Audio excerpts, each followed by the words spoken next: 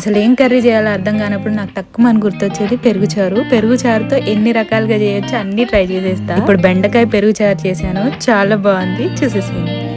పలికానే పెదాలతోనే పలుమార్లు ఇలాని పేరే అలవాటే లేదాయే వెతికే మాయవి నీవేలే.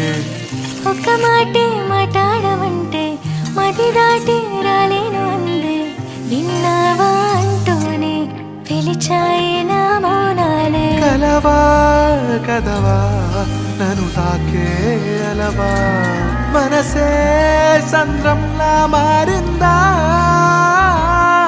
సఖియే